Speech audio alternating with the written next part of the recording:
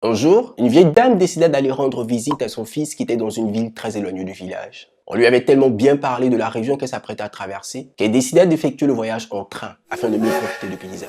Une fois dans le train, elle passa beaucoup de temps à ranger ses bagages, à nettoyer les vitres, ajuster les rideaux. Elle passa encore plus de temps à saluer ses voisins et à prendre de leurs nouvelles. Au point que, à peine assise pour profiter du voyage, le cheminot cria à son arrêt. Obligée de descendre et totalement frustrée, elle se dit en elle-même, lors de mon voyage retour, je ne perdrai pas autant de temps sur des futilités, mais je vais véritablement profiter de mon voyage. Le temps est la matière première avec laquelle la vie est conçue. Vous avez certainement entendu dire, le temps c'est de l'argent.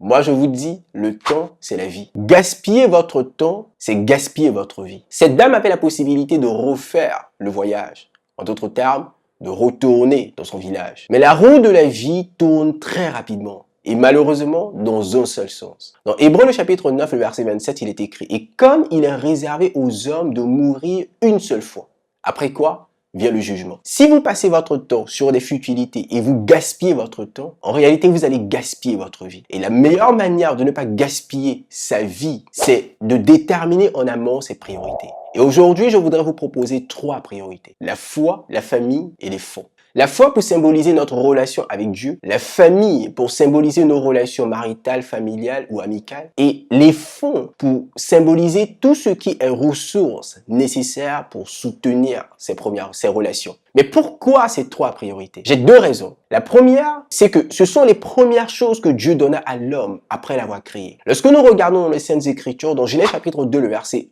1 au verset 3, Dieu établit le sabbat. Dans Marc le chapitre 2, le verset 27, Jésus lui-même nous dit que le sabbat a été fait pour l'homme. Et le sabbat symbolise la relation entre Dieu et l'homme. Dans Matthieu chapitre 6, le verset 33, Jésus lui-même nous dit de chercher premièrement le royaume et la justice de Dieu. Cela devrait être notre première priorité. La deuxième chose que Dieu donna à l'homme, c'était le travail. Dans Genèse chapitre 2, le verset 15. Et la dernière chose, mais non pas les moindres, que Dieu donna à l'homme, c'était dans Genèse chapitre 2, le verset 18. Et c'était une femme. Voici les 3 premières choses que Dieu lui-même a établies pour l'homme juste après l'avoir créé. Alors je pense que cela est important. Mais la deuxième raison pour laquelle je pense que cela devrait être notre priorité, c'est la suivante. Lorsque nous lisons le livre La politique de Aristote, il déclare que l'homme est un animal social. Je pense qu'il a été divinement inspiré. Dieu nous a créés principalement pour des relations. Relations avec lui, relations avec notre prochain. Et cela ne me surprend pas de voir que les 2 plus grands commandements de toute la loi, c'est le fait d'aimer son créateur, d'aimer Dieu, et aussi d'aimer son prochain. Et peut-être aussi c'est la raison pour laquelle Christ lui-même est mort sur une croix, pour symboliser la relation verticale que nous devons avoir avec notre Dieu, et la relation horizontale que nous sommes censés avoir avec notre prochain. Par conséquent, nous devons nous concentrer sur ces 2 choses. Et le travail, en réalité, est un moyen par lequel nous nous développons physiquement et mentalement,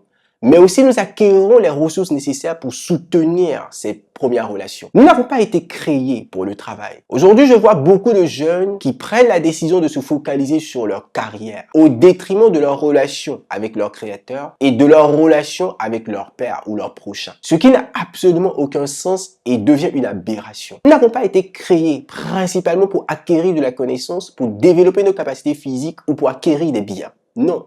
Nous avons été créés premièrement et principalement pour des relations. Ce qui sous-entend que nous devons passer beaucoup de temps à construire ces relations. Nous devons être connectés. Quelqu'un me dirait que c'est ce qui se produit aujourd'hui. Génération Z, génération connectée. Nous avons tout type de réseaux sociaux et nous sommes donc connectés. Mais je dirais que ce n'est pas véritablement le cas. Nous avons certes tout type de réseaux sociaux, mais nous ne sommes pas forcément connectés. Combien d'entre vous ont des amis sur des réseaux sociaux, mais qui sont en réalité des amis fictifs, auxquels ils n'ont jamais parlé ou même pas parlé depuis le début de cette année? En réalité, nous sommes sur les réseaux sociaux, mais nous ne sommes pas connectés. Alors, qu'est-ce que nous faisons sur les réseaux sociaux? Selon les statistiques qui sont sorties il y a de cela 7 jours, il a été montré que la question la plus posée sur Google est la suivante. Que dois-je regarder? En réalité, nous sommes sur les réseaux sociaux tout simplement parce que nous voulons savoir ce qu'il y a de nouveau. Regarder la chose la plus excitante qui vient de sortir. Nous ne sommes pas sur les réseaux sociaux pour discuter avec d'autres personnes. Et c'est comme ça que bon nombre de personnes gaspillent leur temps, en étant des spectateurs du monde, mais en n'étant pas des acteurs dans le monde. On passe notre temps à regarder des films, Netflix, à scroller notre vie sur les réseaux sociaux. Et bon nombre de personnes ont moins de temps à passer avec leur créateur, avec Dieu, et même avec leurs prochains. Vous pourriez voir 3 jeunes assis autour d'une table, chacun son téléphone à la main, et se jetant parfois des mots de manière spasmodique, ce qui n'a absolument aucun sens. Nous avons été conçus pour entretenir des relations entre nous, mais aussi avec Dieu. Et je pense que le Seigneur voudrait que nous ne gaspillions pas notre temps sur des futilités de ce type, mais que nous revenions à ce que lui-même a établi depuis le commencement. Je pense qu'il est temps que nous nous rendions compte qu'il est grandement temps de reprendre notre vie en main et de nous focaliser sur nos priorités.